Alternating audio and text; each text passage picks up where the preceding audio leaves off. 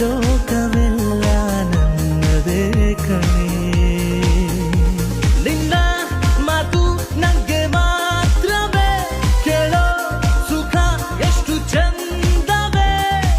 ಚಿನ್ನಾರಿ ಚಿನ್ನು ನೀನು ಅಂತರಂಗ ಅತಿಥಿ ಕಣೆ.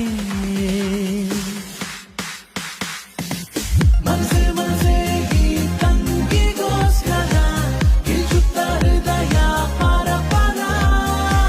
ಬಂಗಾರದ ಈ ಕೋತಿಗೋಸ್ಕರ ಆದೆ ಸೋದರ.